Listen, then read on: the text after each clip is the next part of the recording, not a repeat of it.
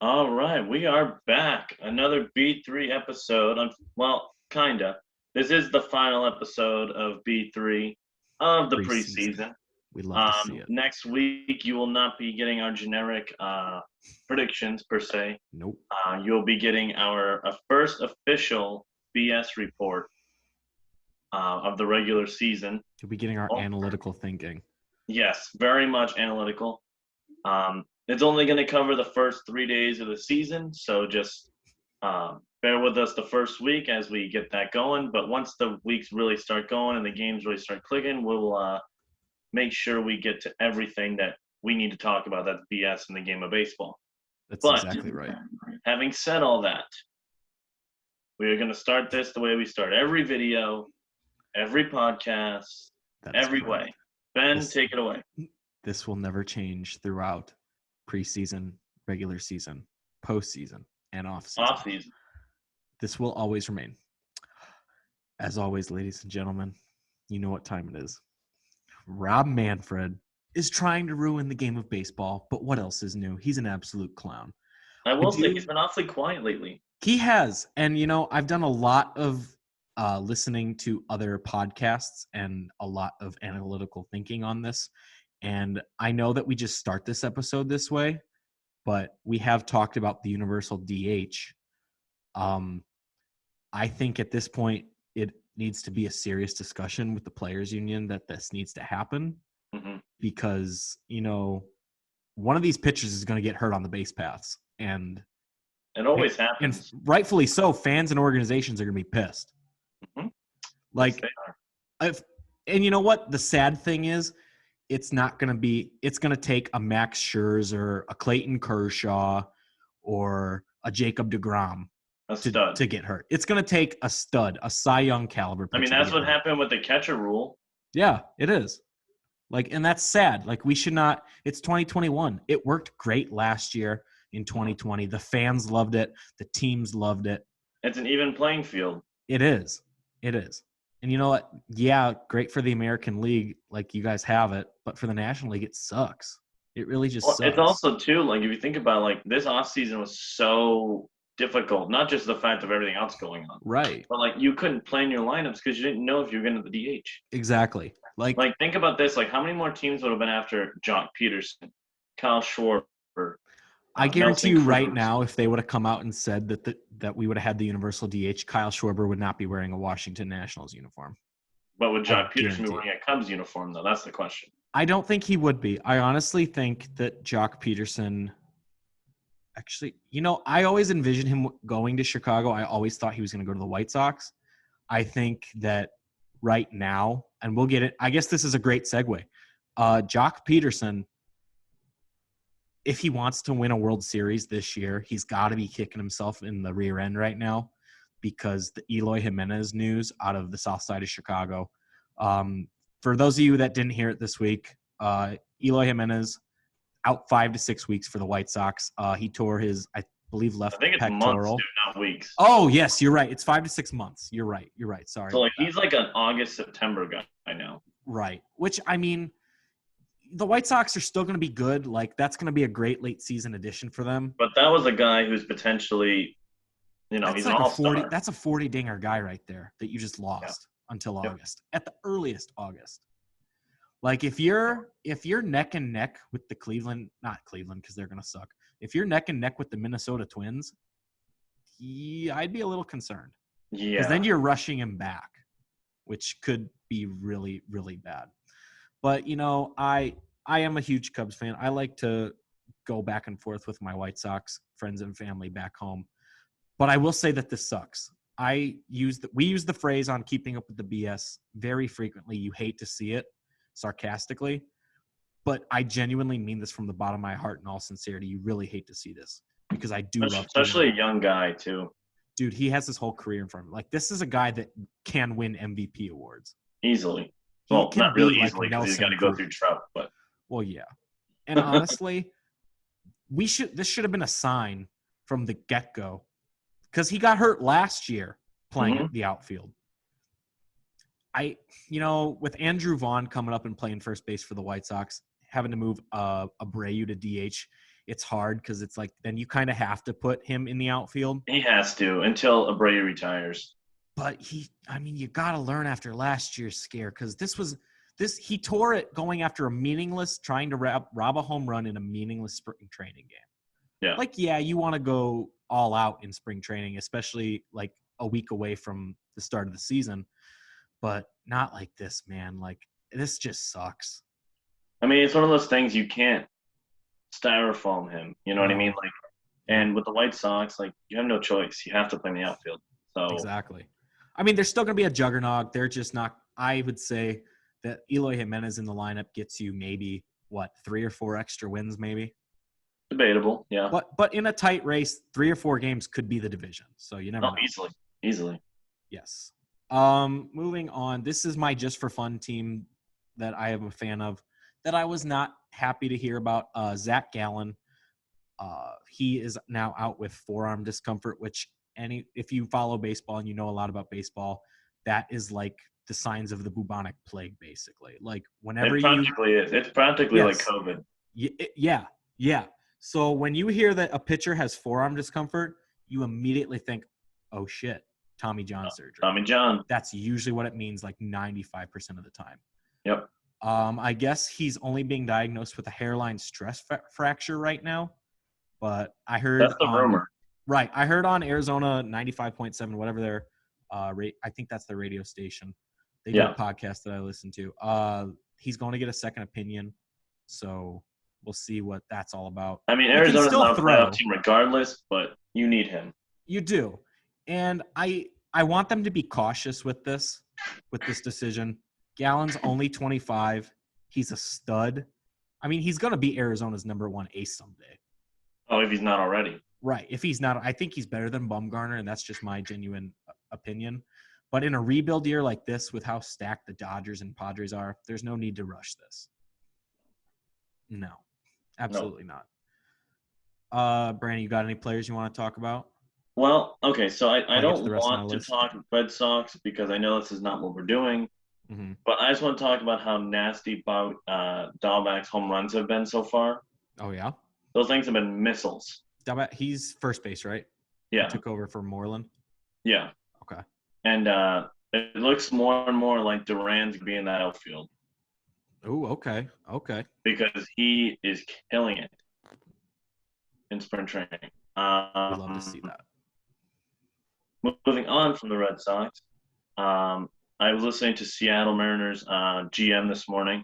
Yeah. He was talking about his young prospect outfield of Trammell, Rodriguez, Kalinick, and Lewis. And he said, as of right now, it's looking like Kalinick is not going to be starting in the majors. Mm-hmm. Same with Rodriguez, but looks like Trammell will make the opening day roster, which is awesome because he's on my fantasy team. So I greatly appreciate that. That's really good. And then let's see, I have one more guy that I was really this guy, I think, is the guy who kind of changes the game for the Angels if he's this whole season. Mm-hmm.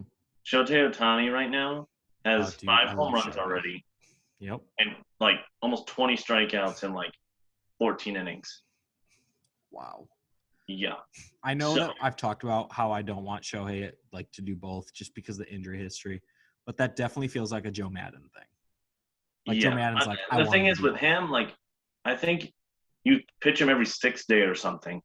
Do something just to keep that production because good Lord. Yeah, I mean, if he's getting you the numbers, he's getting you the numbers. That's great. What's crazy is he's a guy.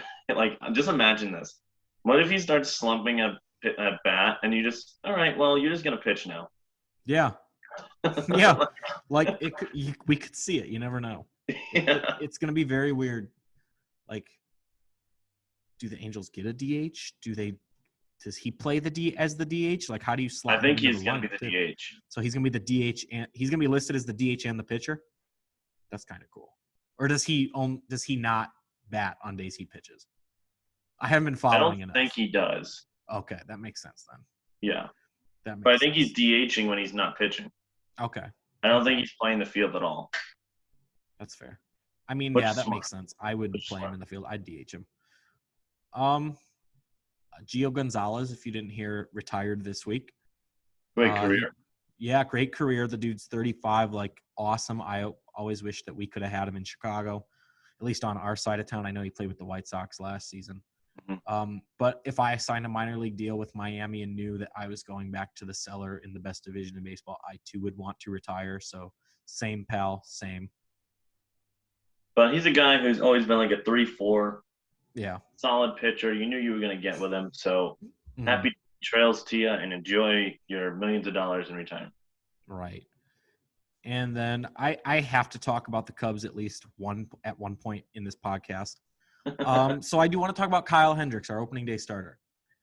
I do believe that he is the most underrated opening day starter.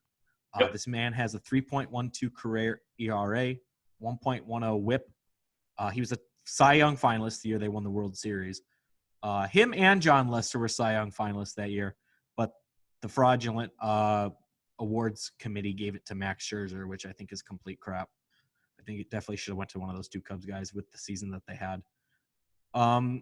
He threw an opening day shutout last year against the Brewers, which was awesome for me to watch because I hate the Brewers. He's gone toe-to-toe with the best in high-stakes games. You know, my favorite Cubs game that I will ever see and remember was 2016 NLCS Game 6 with my dad at Wrigley Field. Kyle Hendricks was just absolutely lights out. We're talking 7.1 innings pitched, 2 hits, no earned runs, no walks, 6 Ks, and 1 pennant. That was the greatest game that unless I ever see a Cubs win the World Series and with my own eyes, that'll be the greatest Cubs game I ever see. All which right. sucks because I peaked already and I hopefully have a long life to go. Maybe I'll get to a World Series. I mean, I can't say anything on that. So.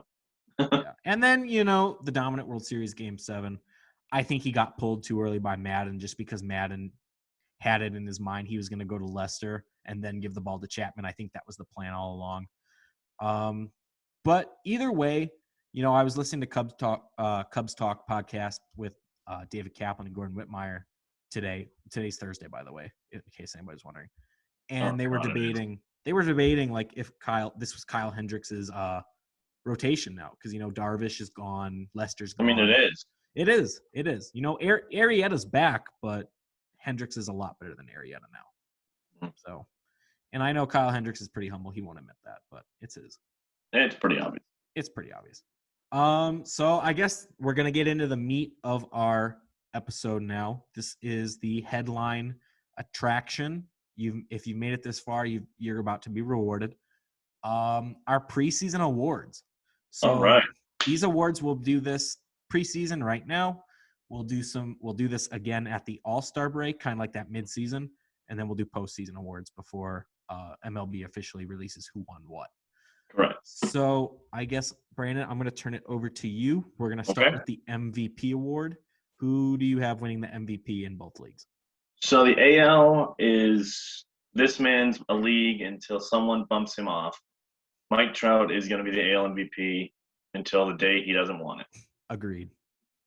The NL MVP, I think there's a plethora of guys you could go with. Tatis, Bellinger, Seager's the guy that they just named as unanimous choice right now. Yep. But my choice is Ronald Acuna Jr. Okay. He is my choice to win MVP, which is ironic considering his teammate Freddie Freeman just won it last year. That is ironic. But I got Acuna going 40 for 40 this year. So that's fair. I guess MVP wise, I also took Mike Trout because, like you said, it's his until he doesn't want anymore. Like nobody in the American League is going to take that from him. He's arguably the best player in baseball right now. NL wise, I also went East. I went NL East. I took Juan Soto from the Washington Nationals. Okay. I think he was the other one that I was like, yep. I had Tatis written down, but I'm like, you know what? That's basic. I don't want to be basic. So I want Juan Soto because he's eventually going to have like one of those seasons. He's just going to break out, and I think this could be it. I mean, it's crazy to think that man is 21, 22. Yeah. Like he came up and started when he was 19 years old. That's insane. He's playing. I think he was 19 when they won the World Series, right? He arguably is a better hitter than Bryce Harper. Oh, 100%. And he's 100%. More polished than Bryce Harper was coming up. Right. I mean, not to nag on Bryce Harper, like both the Phillies and the Nationals are better off now. the Phillies have a great right But fielder, and the Nationals replace Soto is so good. Soto is very good. Juan Soto is very good. Cy Young wise, who do you have in both leagues? So in the AL, I'll be honest, like to me, Run it I back. really wanted to go Bieber, Mm-hmm. but I feel like that's too easy. And then I thought maybe Garrett Cole, and I was like, He's a fraud. maybe. And then like I wanted to go with Erod just to be that guy, but I couldn't do it. So my choice for Cy Young is Lucas Giolito. I like that actually. I think that's very respectable. I think he's going to be a great up and coming pitcher. And Shane Bieber did it last year. He was a young guy that won the Cy Young, so I could definitely see Lucas Giolito doing it. Who'd you have for the National League? This one's also tough, but Mhm. this one I can't sway from facts. I'm going to Grom. That's fair. I mean, if I were a betting man, I would place money on Jacob I was deGrom. tempted to go somewhere else, but I couldn't. I just couldn't do it. That's valid. That's extremely valid. In honor of Scott, I am running it back for the American League. I went Shane Bieber. Shout out to Scott. I'm sure he'll National League. appreciate Oh yeah. Hashtag Cy Bieber. Get it trending again. it. National League wise, this is going to be just poetic justice, just to be a giant middle finger to me. I went with Yu Darvish because Okay. he finished second last year in it. He's arguably on a better team. He is on a better team now. Yeah, so there's He no is. argue there. No, he's on a better team defensively as well. And I think that he's going to be pissed off enough. He's just going to go out and win the Cy Young. Yeah. See, I almost went Bueller from the Dodgers, but I couldn't. The Dodgers are tough because they've got Trevor Bauer, Walker Bueller, Clayton Kershaw, Dustin May, Julio David Urias. Price. Like David Price, you got 6 guys. They could go 6-man rotation. They could. Yeah. Rookie of the year, both leagues. Okay, so this one is a little challenging for the AL, in my opinion. I have 2 because I couldn't decide. I was torn because I want to go one way, but I kind of want to hear what you say first. So you tell me who you have for the AL. For the American League, I took playoff Randy Arozareno from the Tampa Bay Rays. I think he's going to carry it over this season. So that's where I was going to go. Mm-hmm. And then part of me just like couldn't get this thought of how nasty Nate Pearson's going to be. Okay. So like that's where I'm going. My other one was Andrew Vaughn for the White Sox, first base. Yeah, he was in my choices as well. Mm-hmm. What about National League? National League has a ton of options. I know. I really want it to be either Ian Anderson or Sixto Sanchez because I have them on my fantasy teams. Mm-hmm. However, I am going to go with Hayes from Pittsburgh. That's actually who I took, Cabrera and Hayes. Yeah. Yeah. He's going to be like Nolan Arenado and like Trevor Story. Like he is going to be the far and away best player on a terrible team. Yep. And they tried to sign him an extension already. I mean, I believe that. If I was no. him, I would say no too. I really would, because they have no clear path. They have no clear direction. If they were better at building an organization, I could see him doing that, like the White Sox did with all their young guys.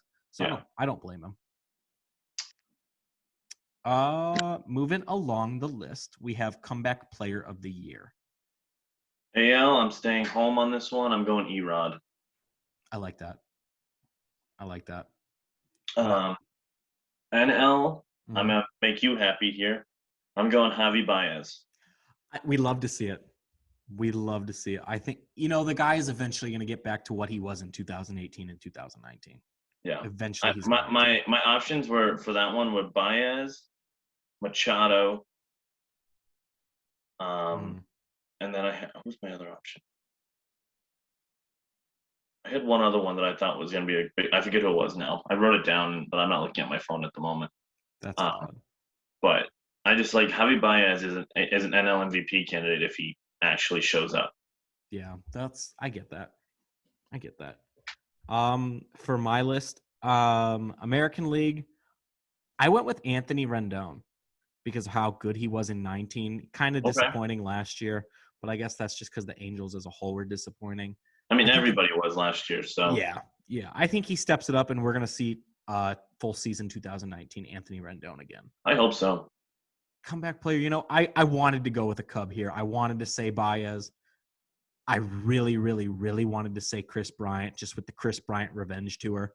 I am gonna hashtag that all year. Every time he does something amazing, KB revenge tour. Get ready for Until it. he gets traded, and then you hate yourself. Yeah, that's gonna be a very sad day for me. I already am expecting it. I've come to peace with those terms. I still am gonna be extremely sad. Comeback player, I went with Madison Bumgarner out in Arizona. Okay. Because he was hurt a lot last year. His stats were just crap. Yeah. But, I mean, I guess that's what happens when you – in a 60-game season, you only pitch – I think he only pitched like 5 or 6 games. Yeah. So, I have Mad Bum coming back, and he's going to be like how he was in San Francisco. Okay. Comeback team of the year for both leagues. So, I'm not going to go the Red Sox because I really want to here. That's fair. I debated it. I almost put the Red Sox. I'm going to go Seattle. Ooh, I like that. They are loaded with position players. They're going to be sneaky good. So I'm going with Seattle. Okay. The NL, I'm going to go, and this one's going to hurt you a little. I know. Milwaukee. That's who I put too. Because, they're getting Lorenzo Cain back from opting out of last season. You got JBJ. Their infield is better. Yeah. I also took the Brewers. Who did you take in AL? I took the Los Angeles Angels. That was my other option. Yep. That's ultimately who I went with. Manager of the year. Okay. If everything goes according to plan, Joe Madden. Joe Madden. Yep. If the Angels come back, that makes sense.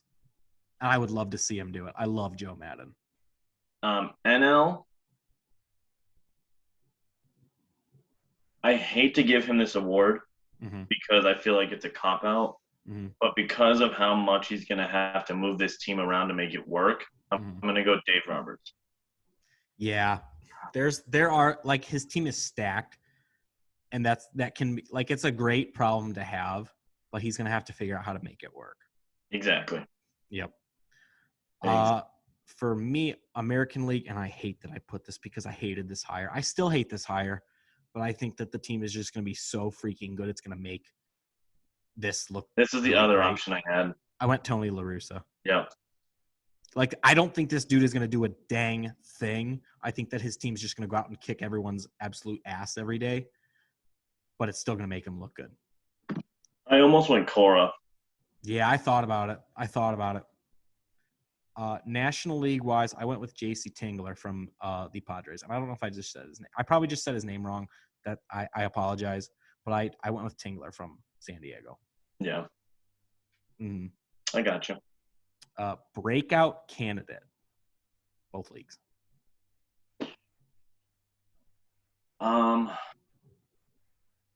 This one's tough. I'll be honest. I don't know if it's a breakout per se, because he had his breakout year in 2019, but I think this player takes it to a MVP level. Okay.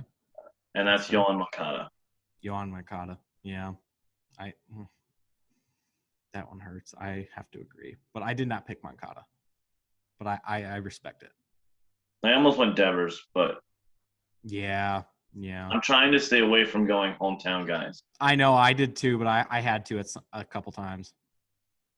And then NL.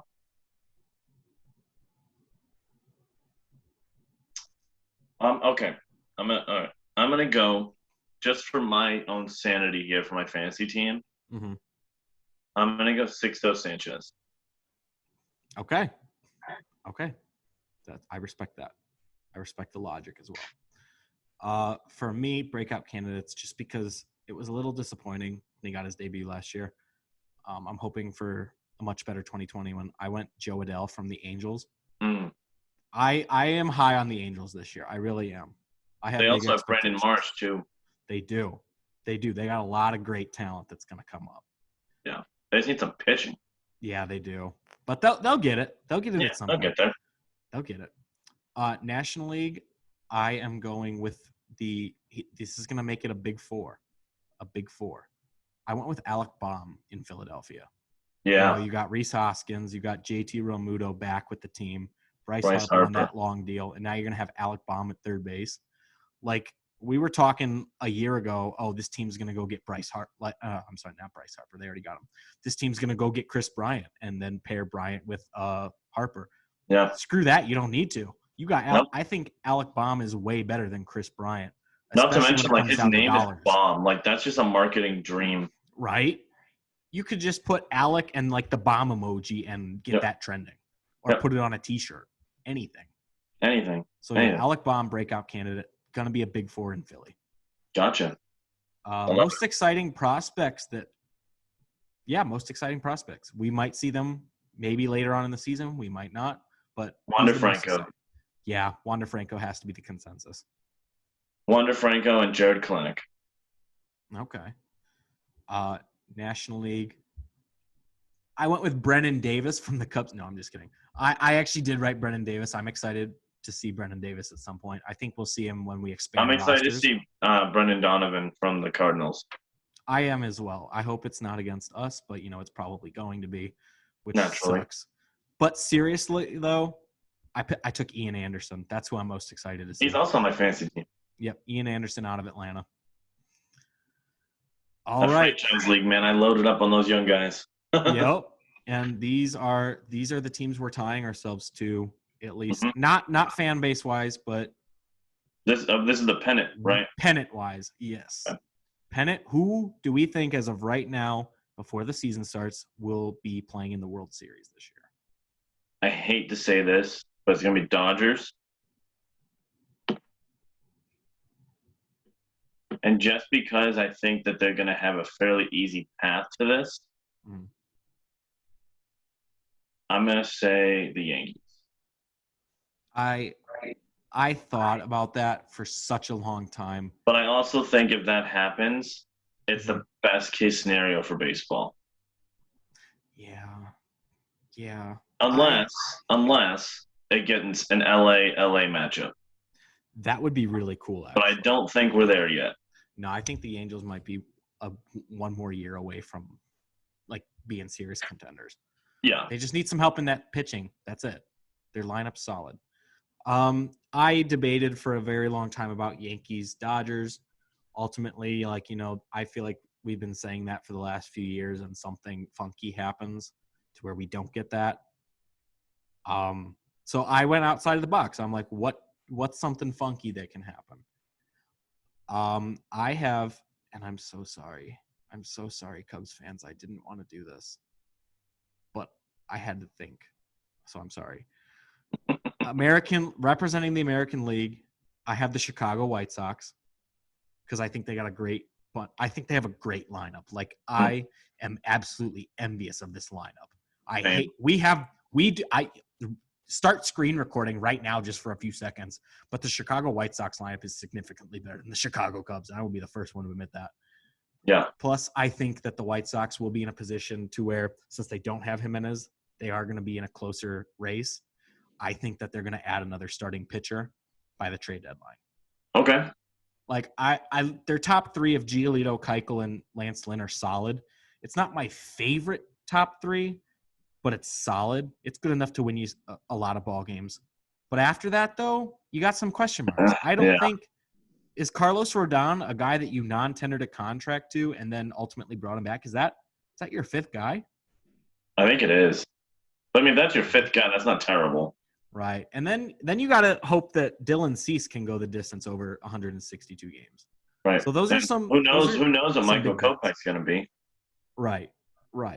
And I know I don't want to say like they need more experience because, Dallas Keuchel has a World Series ring.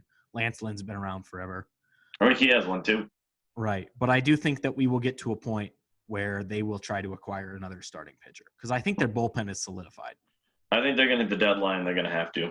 They're going to have to. They're going to need one more guy, a solid 4. Because if you get to the playoffs, in a playoff atmosphere, I love Giolito, Keuchel, Lynn. But if I want that fourth starter, I want a proven guy. I don't want Dylan Cease or Carlos Rodon. I'll put them in the bullpen for long Oh, for relief. sure. For But sure. I don't trust them in a starting spot. I got you. Right. So I love the White Sox representing the AL, and I didn't want to pick the Dodgers, even though I think it's going to be the Dodgers.